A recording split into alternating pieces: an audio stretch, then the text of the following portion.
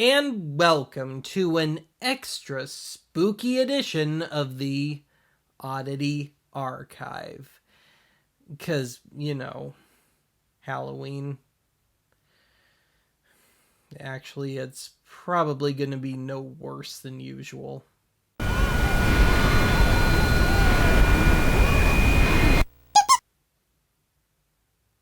Or not. I gotta get something off my chest here.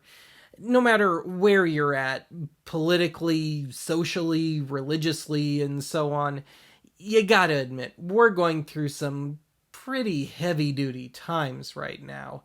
And to be honest, I don't think there is a thing that I could dream up that's half as scary as just good old reality at the moment.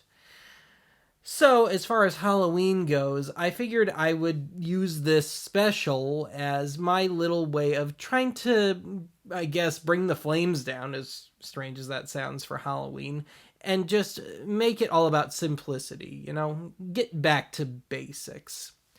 So, what I've done here is I've pulled two of just the most absolute basic staples of the holiday, namely vampires and pumpkins. But of course, this being the archive, it all comes to us by way of some not so hot VHS tapes.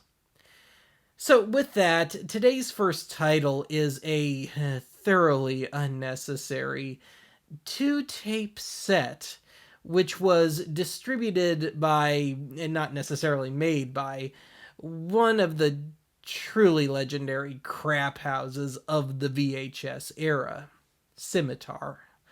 And this is a truly feeble documentary called simply Vampires. It's from 1994. And of course, this being 1994, we're firmly in Anne Rice territory here. But anyway, this has got to be the single most padded out thing that I have ever covered on this show. I mean, this thing has got to be about 90% filler.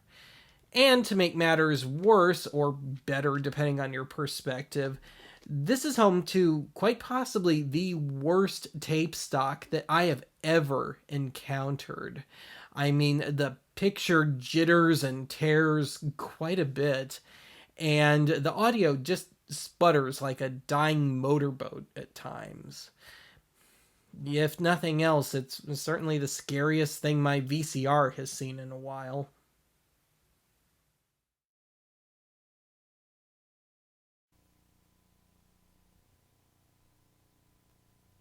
EP mode, erosion prone. We just had to settle for that single step sequencer, didn't we? Scimitar, because the K-Tel name was just too esteemed.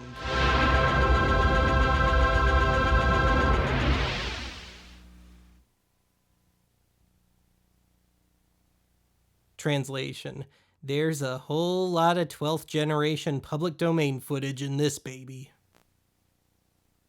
Atlantic Coast Entertainment presents a lengthy, muddled explanation of how Atlanta somehow qualifies as a coastal town. I'm going to be very disappointed if there aren't any segments on Yoko Ono and or Cher in this here documentary.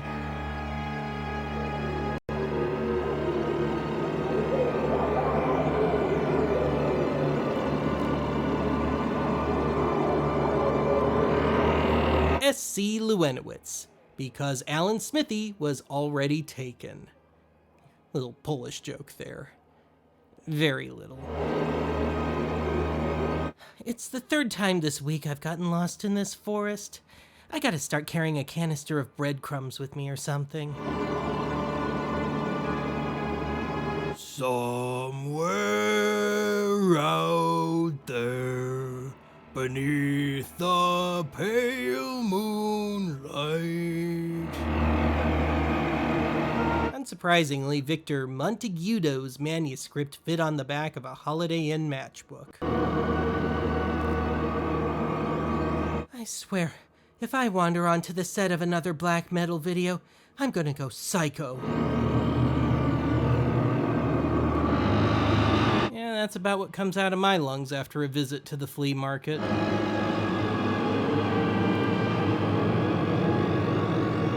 David Myler, as of this episode, successfully dodging the realm of the undead since 2015. Vampire. Far more credible as a documentary than this thing. Vrikolka. These are just some of the names various cultures have bestowed upon the vampire, a belief as old as civilization itself. From earliest times, people have believed that the soul lives on long after a person dies. Nobody tell the IRS. To reactivate the body. To placate the dead, the living would bury food, drink, and concubines beside them.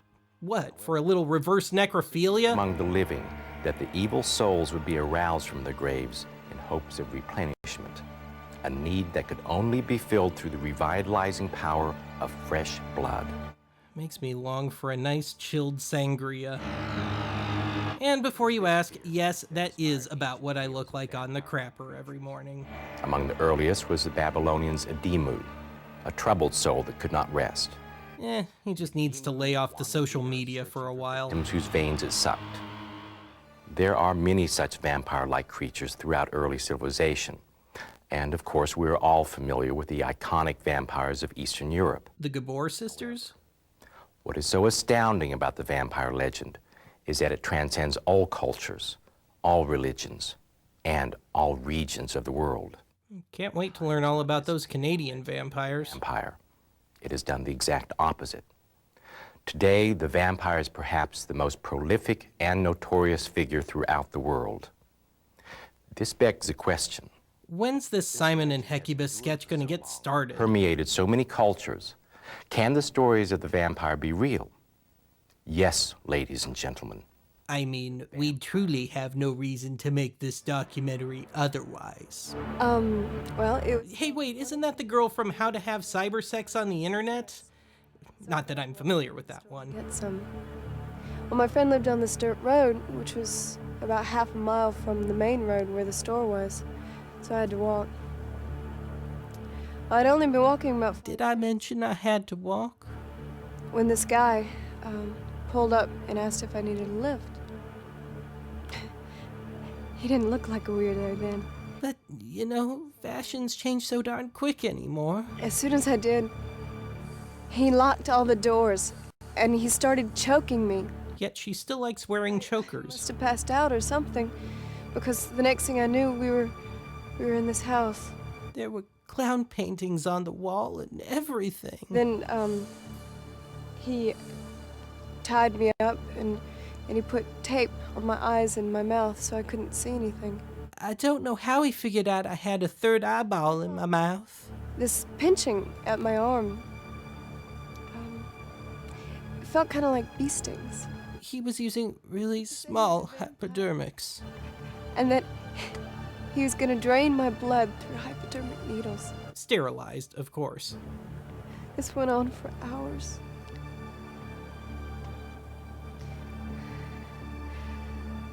Then it finally stopped, and he left after a while.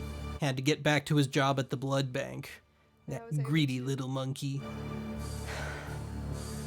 Throw myself out of a window and crawl to a neighbor's house for help.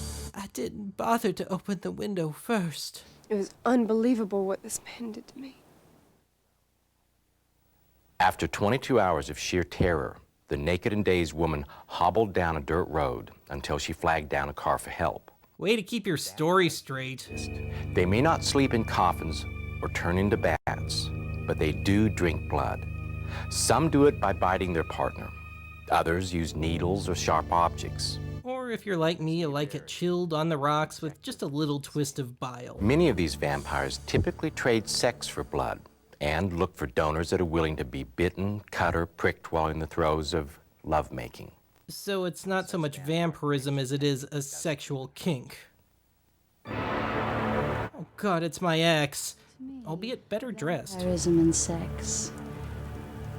Kind of like peanut butter and jelly. Sticky and lingering. Good together. We just want to eat it up. And we just slammed headfirst into a whole new series of fetishes. In a very pleasurable, not painful way. And I always take it from a part of the body that doesn't show, so it doesn't show any marks. Finally, a vampire with a conscience. Hypodermic needle or razor blade. And the cameraman decides he's going back to school for that accounting degree. I always wait till the very right moment. And then I do my thing. I pretend I'm an anteater and belt a chorus of Mr. Tambourine Man. Pleasure, and I must admit that I do love it. The need for blood is very real for these modern vampires. So please, donate today. Just 1 pint a week will help a needy vampire in the Carpathian Mountains. Characteristics that are the outgrowth of the vampire legends that have been with us for centuries. Good evening. Won't you please come in? I hate it when people talk over old movies. Positively sinister words have lured us all into a world of sensuality, lust, and power. The entire candle section of Michaels doesn't hurt either. The classical vampire of fiction embodied by Bram Stoker's character, Count Dracula. Unlike our peasant... I swear, the more they try and make the host look sinister, the more they just make him look like a failed Swedish beat poet. ...hides the evil within his soul. Over the past century, this is the vampire that has evolved in literature, film, and television. This is the vampire we fear, and the vampire we love. The alluring romantic, the powerful masculine figure. You can tell this predates the Twilight books. And the victim of evil immortality. The victim of inconsistent color balance. History. Oh, MST3K was right. Never put a good movie in the middle of your crappy one. You're just gonna look that much worse. The first vampire movie was titled Nosferatu.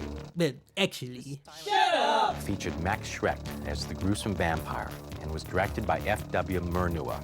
Murnau? Well, if that ain't proof that the host is cold reading his script, I don't know what is. The long fingernails and the unsophisticated manner. To this day, Nosferatu stands as a unique precursor to the entertainment industry's love affair with the vampire. In some way we haven't figured out yet. Are people who sleep in coffins and wear black vampires? You can draw the line wherever you like, but make no mistake. Vampires will be with us for a long, long time. Wait. You stretched this crap out for 2 tapes and now you're in a hurry to wrap it up? Vampires has been brought to you by Vlad Blood Sausages. That's right, impale a big juicy Vlad Blood sausage today. Aren't you glad you got Vlad? Now available in low sodium, hormone free, and free range.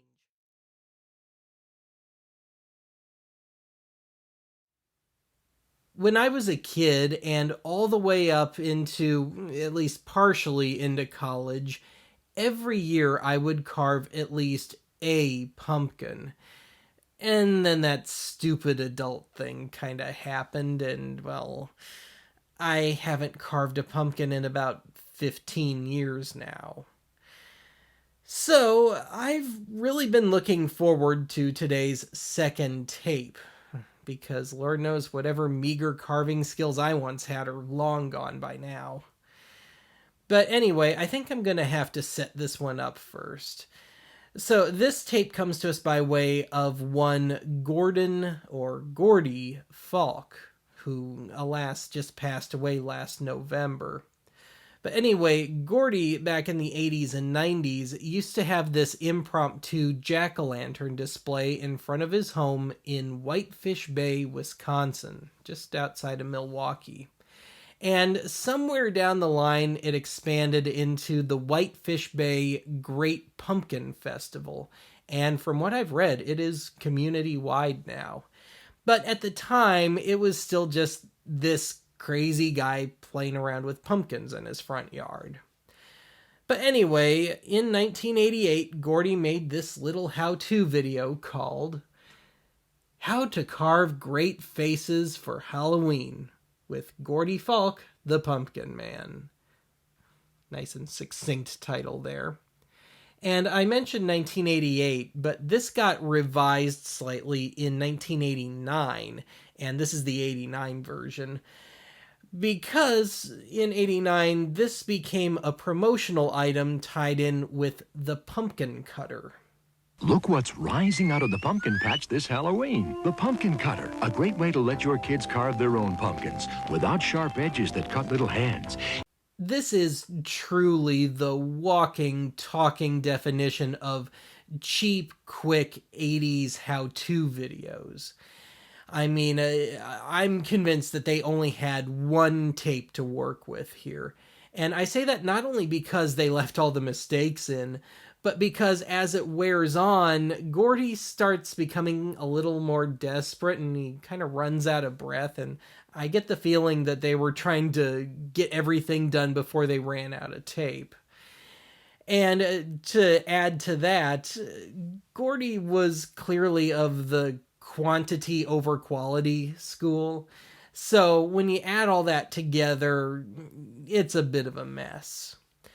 But nonetheless, in keeping with the late Mr. Falk's avocation, I figured that I, with his vintage help, of course, would try and carve my first pumpkin in way too long.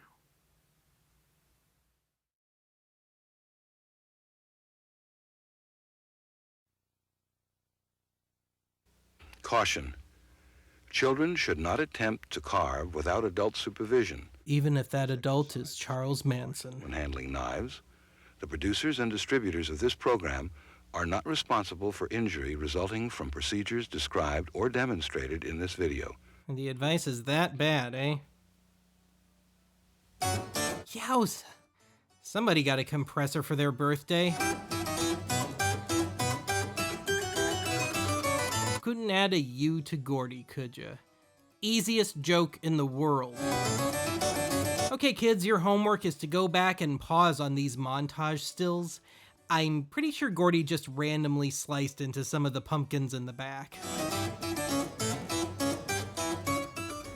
Happy Halloween, everybody. I'm Gordy Falk. And no relation to Peter. Teach you how to carve a few really innovative, neat jack-o'-lanterns simply and easily. Now, there may be small amounts of explosive involved. And it got a little out of hand. I carve between 500 and 800 different pumpkins every Halloween. Reusing the same one wasn't working too good. 4,000 pumpkins in the last 8 years. I'm amazed the grocery store hasn't noticed me stealing them yet. Tricks, common sense type things that anybody who has done as many as I have would have thought of. Like power tools and trained squirrels. More creative and more fun. If you come with me now, we'll get started. We're going to carve a few pumpkins, show you the tricks, and have a lot of fun. Shall we go? Shall we cut off the mic? Miking the harpsichord's mechanisms. How avant-garde. We've got a nice little 5-pound pumpkin here. I try to use them as What currency. you have to do is get the top off. You dirty old man. Most people make an elemental mistake. The pumpkin is a great, big, huge piece of God's creation, and they want a great, big, huge knife. And they reach in the drawer and pull out something that you could probably win the Peloponnesian Wars with. Oddly specific prehistoric reference there. Pick a knife like this, you are doomed to carve straight lines. Because, and we'll use the back side of this pumpkin, which is the practice side. Two, Gordy. Make a turn. It is a straight line. What you want to do, and this goes for detopping, and we'll get more into the selection of knives for the actual face itself a little later on. You want to pick one of the skinniest knives in your drawer. Well, at least it's not in your drawers. Knife is a fruit knife. Okay, I guess technically you can use that on a pumpkin. Stupid botanists' definitions. And it costs about $1.79 in most grocery stores. Does a beautiful job of detopping and also carving. I'll be using this knife most of the day. It needs a nap between 2 and 4 p.m.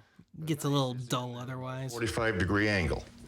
You don't want to go down like this because when I get the feeling Gordy was trying to work a few things out here. on, it'll disappear into the insides.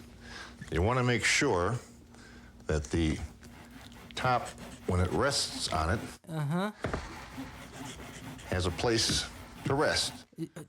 Okay. Where the top started, I make a little bit of a curly cue. You can carve a square, or there's any number of ways to do it. I personally prefer a George Washington silhouette. Easy way. And the top goes back on and almost falls right into the spot. Yay, gravity. Now we have the top off. We're ready to hollow it out. You know, just because Keith Emerson could play the organ with knives doesn't mean you can play the harpsichord with croquet mallets. We got the top off. Woo! All right! And we're ready to take out the insides. Some people would rather... Don't mind the screen door, just keep rolling, Gordy. We've only got 10 minutes of tape left. But it's really pretty easy if you know a few tricks. The object, again, is pick the right tool.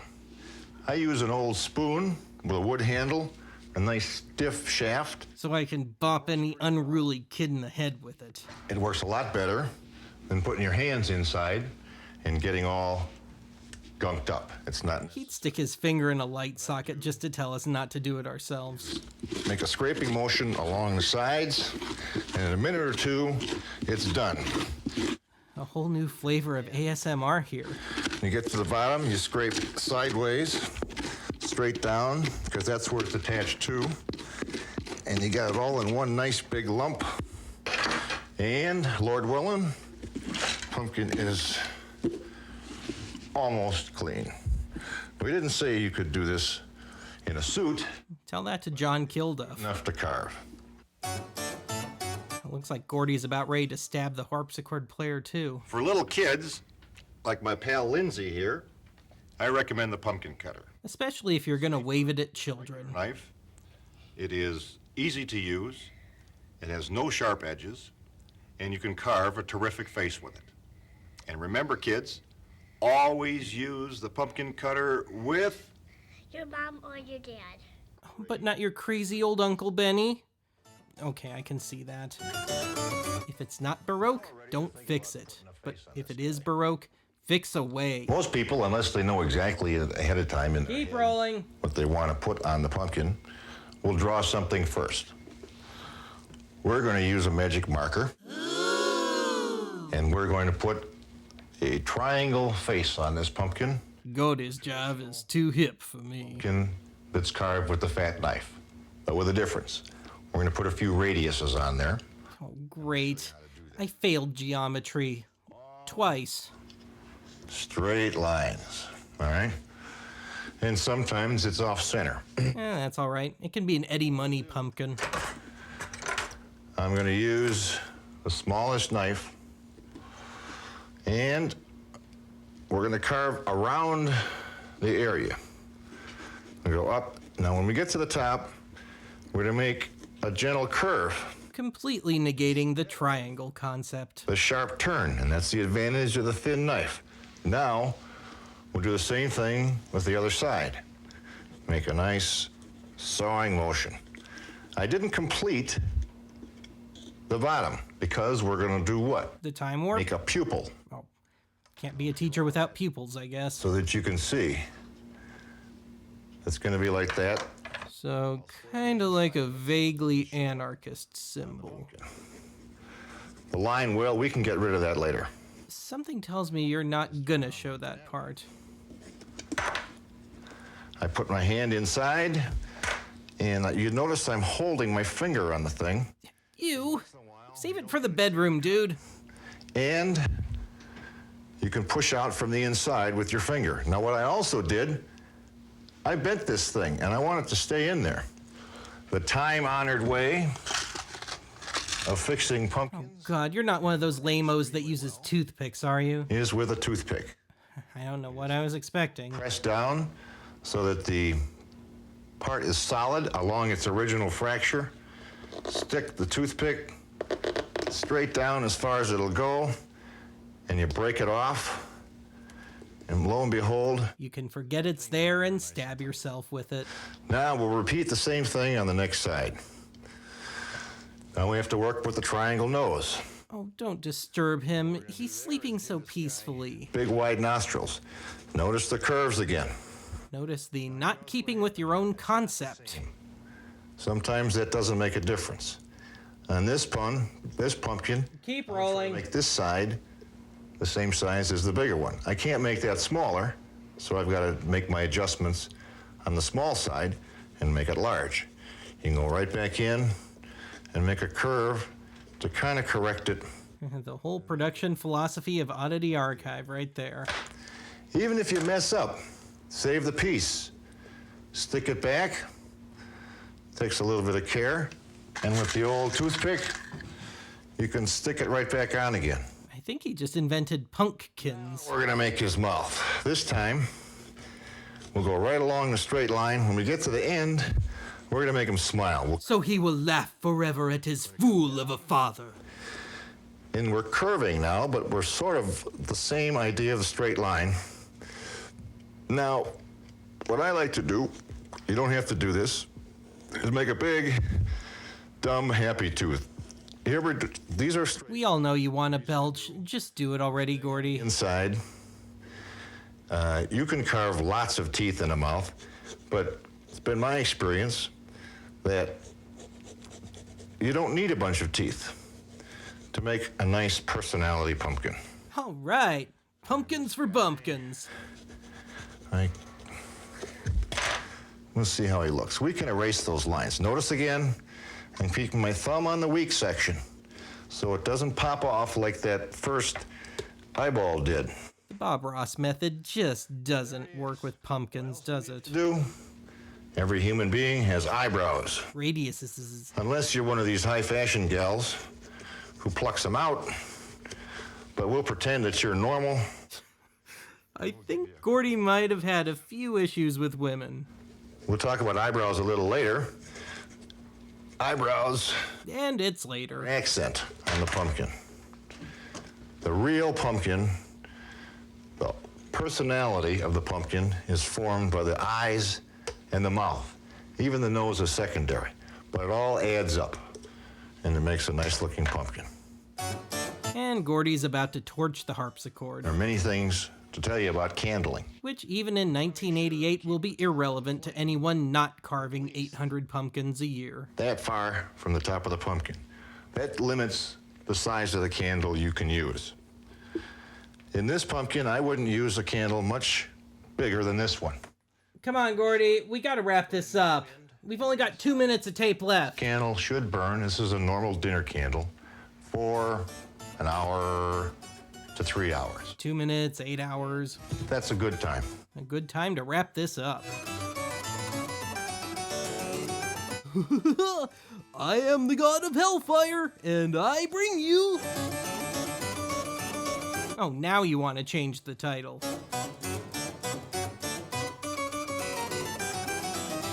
How to Carve Great Faces for Halloween, featuring Gordy Falk the Pumpkin Man, has been brought to you by Gordy's long-suffering wife and kids.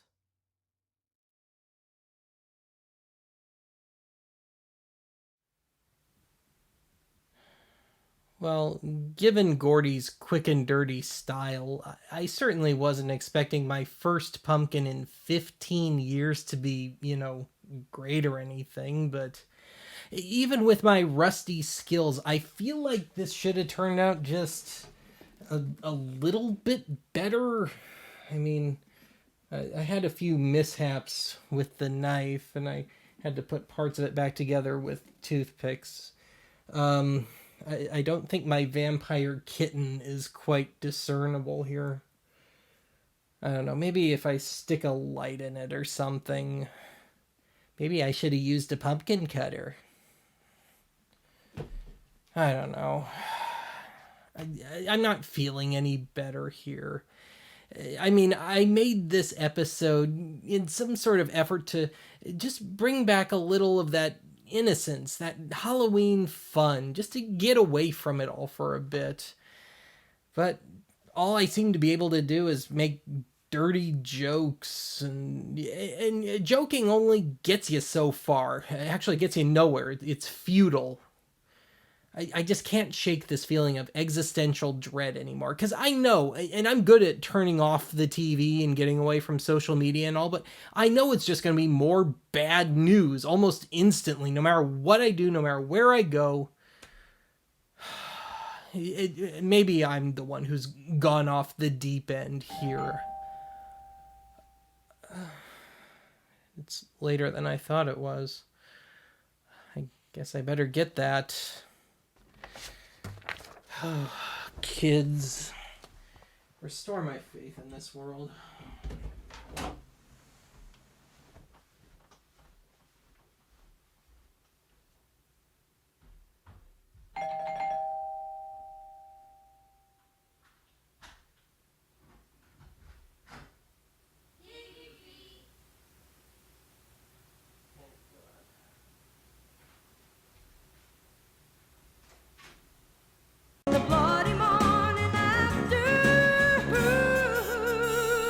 One tin soldier rides away.